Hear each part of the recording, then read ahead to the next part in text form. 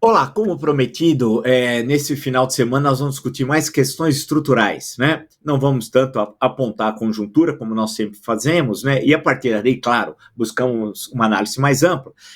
Nós vamos, esses 2 dias, dedicar mais uma análise sobre a conjunto, sobre questões estruturais, né? Do nosso dileto país. Claro, e aí até a estrutura do boletim não segue mais ou menos aquela forma tradicional, mas eu nunca deixo, claro, de agradecer os milhares de inscritos e as milhões de visualizações, né?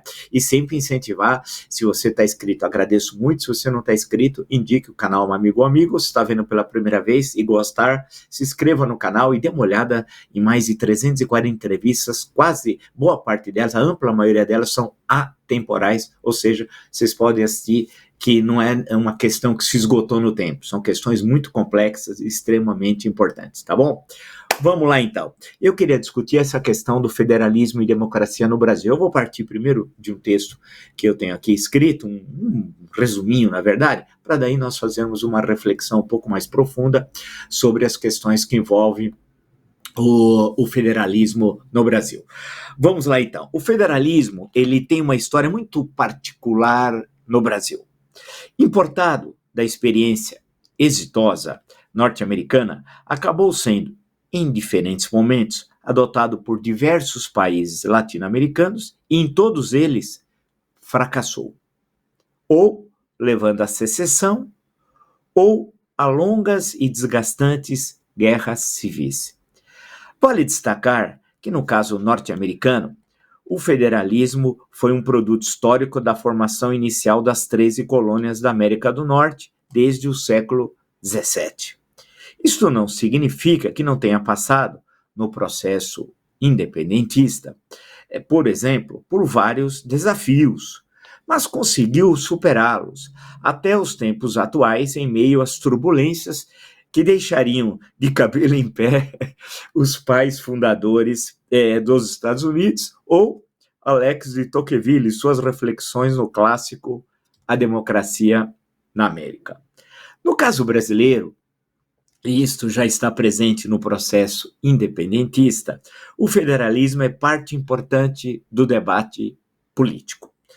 Tivemos particularidades, pois o federalismo foi, em certo momento, defendido por aqueles que desejavam um Brasil republicano e não monárquico. O projeto da elite escravocrata era a manutenção da monarquia, tendo à frente Dom Pedro I e deixar intocada a questão da base do trabalho, o escravo. A unidade nacional facilitaria a repressão a um eventual movimento ao estilo do Haiti. Sendo assim, a submissão ao Rio de Janeiro, capital imperial, mais que a concordância com o unitarismo, estava vinculada aos interesses econômicos de uma elite que resistia às pressões inglesas, isso desde os tempos de Dom João no Brasil, pela abolição do tráfico de escravos, até, em médio prazo, a extinção da escravidão. Né? Vamos depois pegar ponto por ponto e vamos explicá-lo, mas é importante essas questões. Vamos guardar.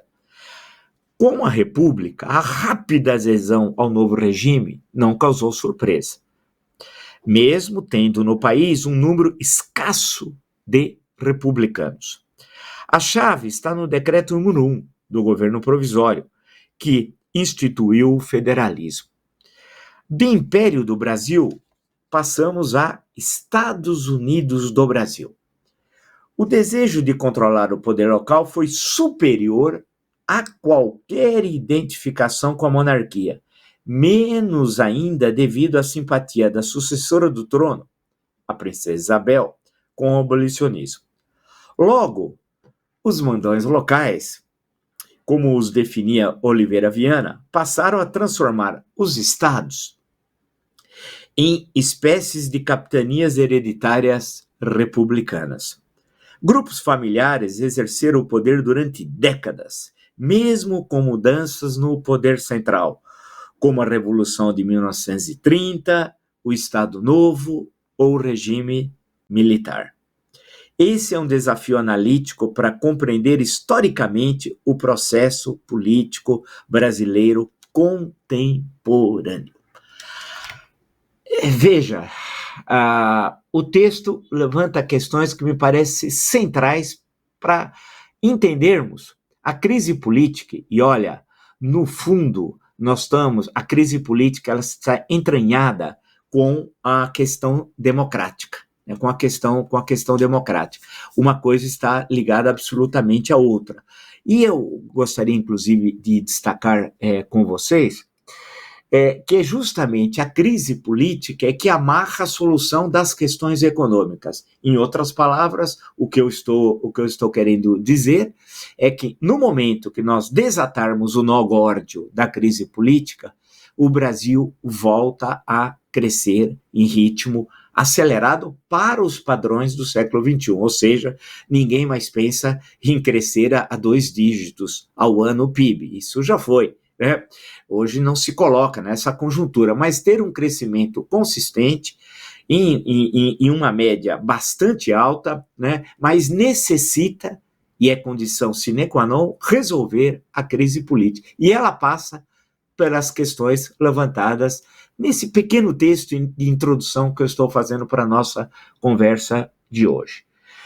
Vamos voltar à questão do processo independentista. No caso norte-americano, nós temos lá o federalismo. E claro que foi a solução encontrada para unir aquele corpo tão desigual de 13 colônias, com base do trabalho distinta, com formação distinta, condições políticas e autogoverno também, que eram muito diferentes entre as colônias, vamos chamar grosso modo, do norte, as colônias grosso modo do centro e as colônias do sul, das 13 colônias inglesas da América do Norte, onde temos ali o processo histórico independentista e a metrópole, nós estamos se referindo evidentemente à Inglaterra, né? E aí foi a forma encontrada para garantir que essa diversidade mantivesse uma unidade. Os Estados Unidos da América, ou seja, os Estados Unidos da América. Nesse sentido, né, é que eu gostaria de deixar claro, então, para vocês, esse processo de compreensão. Como é que se dá esse processo de compreensão? Ele passa, portanto, pela questão da formação das 13 colônias. E, no decorrer até chegar à Constituição de 1787, né, se constrói uma Constituição muito enxuta, né, com algumas emendas sobre a Declaração de Direitos, e depois poucas emendas no decorrer do século XIX e do século XX. Pouquíssimas emendas, comparado à Constituição de 1988, então nem se fala. A nossa Constituição, em menos de 35 anos, já tem 126 emendas. Portanto, nós estamos muito distante desse processo tão enxuto como foi o processo norte-americano. Mas vamos voltar ao processo independentista dos Estados Unidos. Você vê, portanto, uma situação no qual o federalismo, esse processo de autonomia dos estados e um governo central frágil, foi a condição indispensável para manter a unidade no processo da independência. A questão vai se colocar depois da Constituição, e ela depois é aprovada nos estados, etc., no século XIX. Especialmente, o teste é a Guerra Civil, 1861, 1865, um grande conflito militar. Se você olhar as batalhas, elas são numa área realmente bastante pequena, né? Exígua. As grandes batalhas são batalhas que no mundo ocidental são as mais intensas do século XIX, em número de mortos, etc., utilização de novas armas e por aí vai, né? Em suma, você tem, portanto, uma situação que vai ser testado aquele momento do federalismo. O presidente republicano, Abraham Lincoln, né? Republicano, né? Lincoln é republicano, os democratas que são escravistas, né? No sul, vem no decorrer do processo, vem a 13ª emenda à Constituição e é abolida então a escravidão. Aí tem toda uma discussão sobre a 13ª emenda, mas um dia nós vamos voltar a ela, né? Feito inclusive por líderes do movimento negro norte-americano, como Angela Davis, né? Se realmente ali você tem a abolição da escravidão ou não, mas tudo bem, foi considerada a abolição da escravidão. E aí você tem, portanto, um processo histórico que leva militarmente também a vitória do norte contra o sul, né?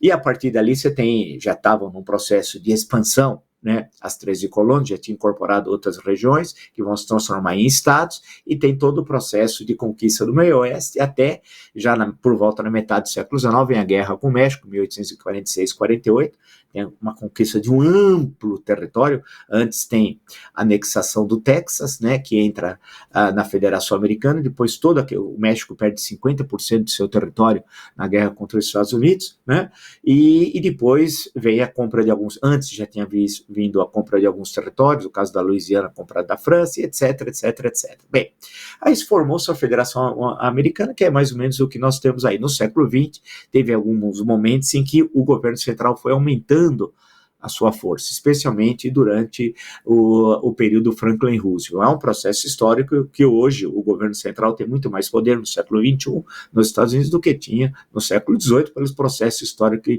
que acabou ocorrendo. Bem, então, nesse sentido, foi um êxito, no caso norte-americano. E é todo um amplo debate riquíssimo, né, dos federalistas, um debate muito legal, muito bacana, que em todo o curso de ciência política você tem de passar por esse debate. Bem, e o que aconteceu na América Latina? Todos os países, muitos chamam o México chama Estados Unidos mexicanos, e por aí vai, adotaram o modelo norte-americano. Em todos eles acabou levando ou a secessão, ou seja, a divisão, né, daqueles países, né, em vários países, né, ou a fracasso, a sucessivas guerras civis, né. O México passou por uma série de problemas até a República restaurada, como diz um grande historiador mexicano, né, que aí já com Benito Juárez, e depois da expulsão dos franceses, com o fuzilamento do Maximiliano, etc. Tal, isso nós já estamos ali por volta dos anos 60, né, dos anos 1860, e depois aí vai chegar o período porfiriato,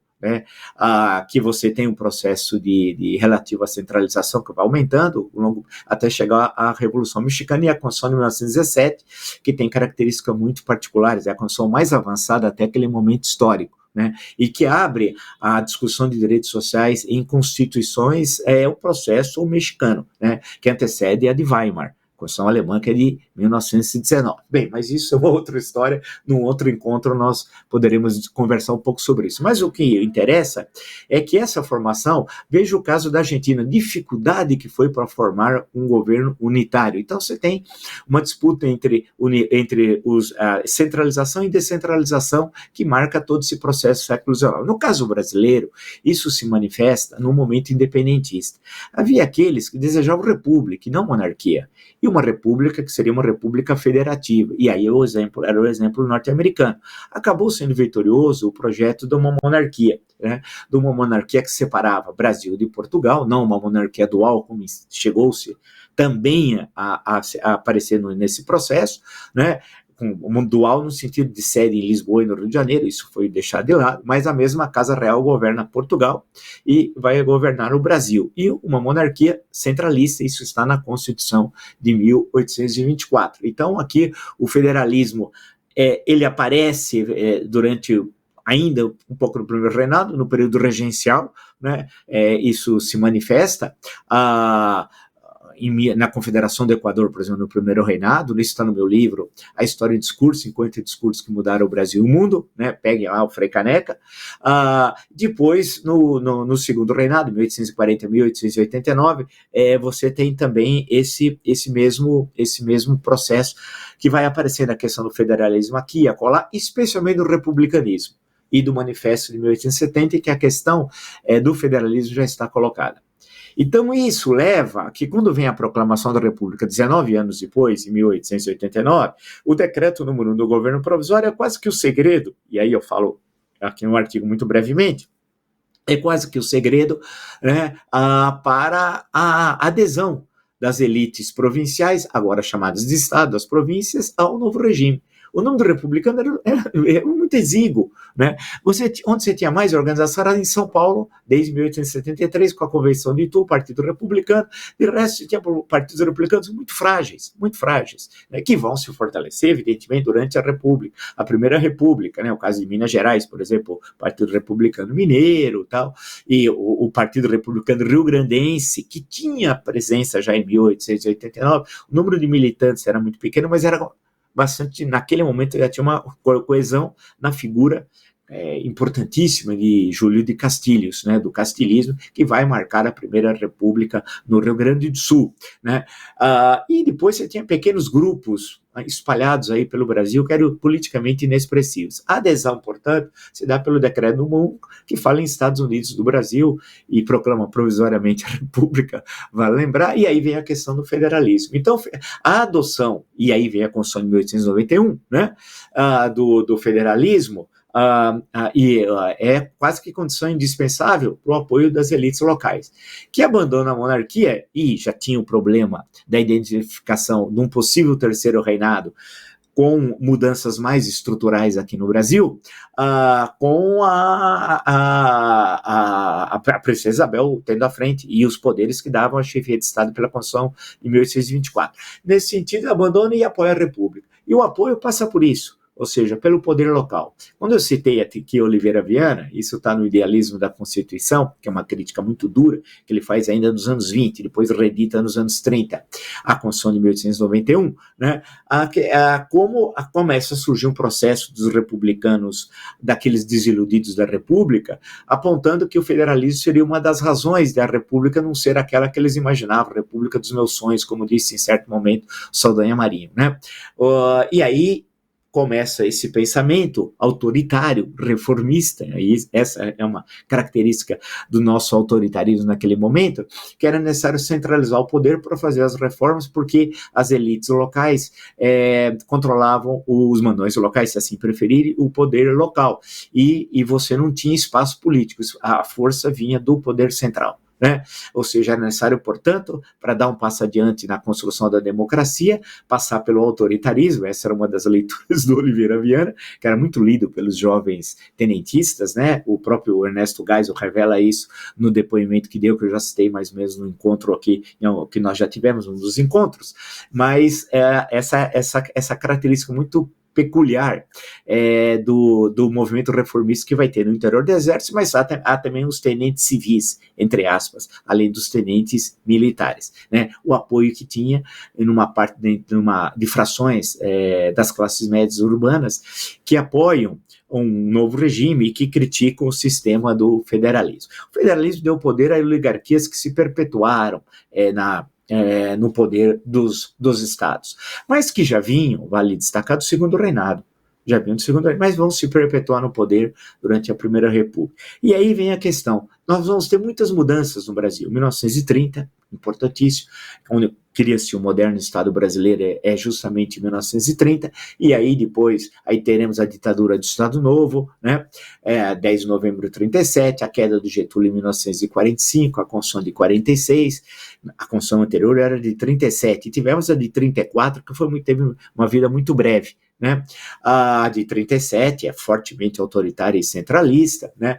A de 46 você tem um processo de descentralização, aí vem o regime militar e a Constituição, a primeira do regime militar é a Constituição de 67, que você já tem um processo de fortalecimento do poder executivo e do centralismo. Ela sofre uma alteração muito profunda pela emenda constitucional número 1 de 69, que é quase que uma nova Constituição, e aí você chega, depois há muitas mudanças pelos atos adicionais, atos complementares, pelo pacote de abril de 77, etc, até chegarmos à Constituição de 88. A Constituição de 88, que é a Constituição mais avançada, mais democrática da história brasileira, e que ainda não completou 35 anos, e infelizmente já teve 126 emendas, que eu acho um absoluto exagero, né? Se você dividir isso por 126 por 35, você vai encontrar um número, né, de quase que 4 emendas em média por ano, emendas constitucionais, o que é um verdadeiro absurdo, né? Transforma-se a Constituição em programa de governo, isso está absolutamente errado. Então, acabou ocorrendo nesse processo histórico, a Constituição ela acaba transferindo de 88 uma parte do poder central para os governos estaduais, né, para os estados. Hoje são 27 unidades da federação. Bem, o que isso significa para entender, e aí as questões contemporâneas? Se o senhor for olhar quem está no poder em vários estados, puxar o fio, eles já estavam no período do regime militar. Você puxa mais um pouquinho o fio do período do populismo, 1945, 1964. Você puxa mais, você vai encontrá-los lá no primeiro governo Vargas, 30 a 45. Puxa um pouquinho, você encontra na República Velha. E olha, e tem alguns estados que você encontra essas famílias já no segundo reinado, no mínimo lá nos anos 1880. Portanto, você tem uma permanência, uma longa duração nesse controle do poder local que apresa qualquer possibilidade de construção efetivamente democrática nesses locais, né? Porque são grupos de famílias. E quando há uma alternância entre famílias, sai uma oligarquia e entra outra oligarquia. Ou seja, você não quebra o poder oligarca e constrói o poder republicano. Essa é uma questão que está presente até hoje no Brasil, porque a transferência do poder de autoridade do poder central para os governos estaduais, que aparentemente aos ingênuos assemelha-se a um momento democrático, mas os estados agora vão ter poder? Não, porque quem tem poder nos estados são as famílias, são os grupos oligárquicos, né, que estão presentes no executivo, no legislativo, no judiciário, né? Você passa no Tribunal de Contas, porque o Tribunal de Contas é um órgão acessório do Poder Legislativo, ele não é tribunal e nem faz parte do Poder Judiciário. Mas se você for olhar, vocês vão ver através de casamentos, tal, com esse, com aquele, é o cunhado, é o primo, é o irmão, é o tio, é o avô, é o pai.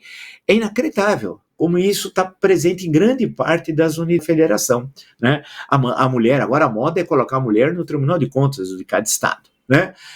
O que é absolutamente, convenhamos, antirrepublicano. Quer dizer, as mulheres, elas não são, que estão lá, produto da sua vida política, da construção da sua participação política. Não, elas estão lá como esposas de ex-governadores, ex-senadores, ou atuais governadores, ou de atuais senadores, etc, etc, etc. Ou seja, não é uma construção, portanto, de cada uma delas, né?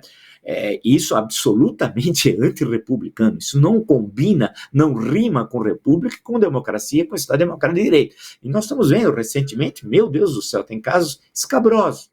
Mas aí você começa a perceber como a descentralização acaba consolidando os poderes oligárquicos. E eles ficam presentes e quando vai mudar, vem uma nova oligarquia. Quer dizer, uma oligarquia substitui a outra. E a república, como disse um velho republicano, quando completou uma década, em 1899, ele disse, eu li isso na Biblioteca Mário de Andrade, no setor de raros, né? Ele disse, a República só foi anunciada em 15 de novembro de 1889, mas até hoje, ele estava escrevendo isso em 1899, na primeira década, mas até hoje ela não foi proclamada.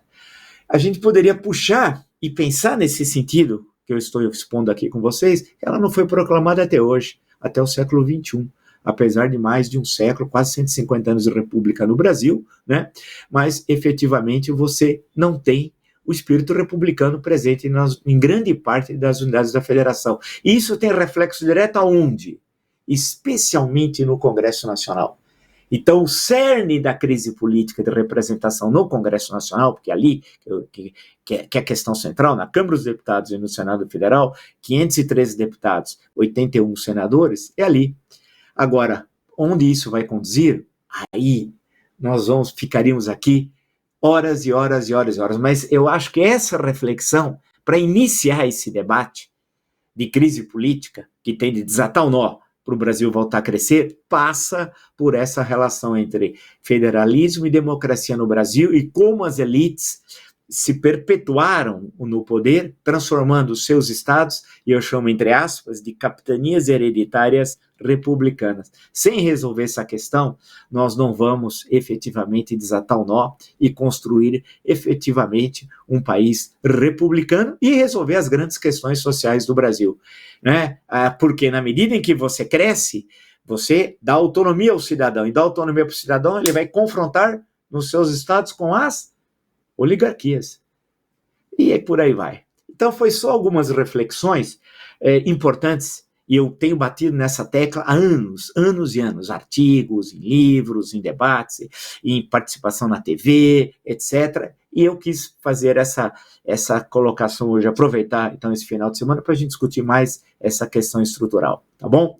Então, assistam as entrevistas que nós temos, mais de 340 entrevistas, insisto, a maior parte delas atemporais, ou seja, estão abertos para vocês assistirem e verem.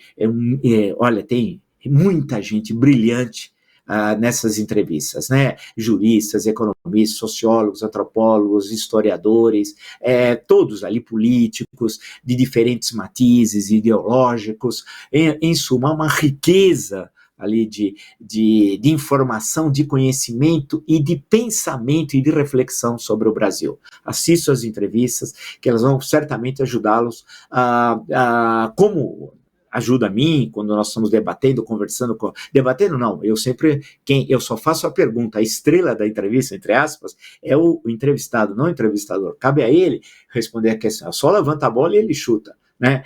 Acho que esse é o papel da boa entrevista. Eu espero que e vocês, pela audiência das entrevistas, gostam desse tipo de bate-papo. Né? É isso, assistam. Vou lembrar então a todos vocês, se você gostou pela primeira vez, assistiu, se inscreva no canal. Se você já está inscrito, indique a um amigo ou uma amiga. Lembrar que no Twitter você pode me seguir pelo Vila Marco Villa, Instagram @Marco Antônio Villa Oficial, e no TikTok no Marco Antônio Villa Oficial. Hoje fizemos, portanto, um boletim um pouco diferente do habitual, tá bom? E vamos continuar discutindo essas questões nesse final de semana, essas questões estruturais. E sempre nos encontramos aqui no canal Marco Antônio Villa. Até a próxima.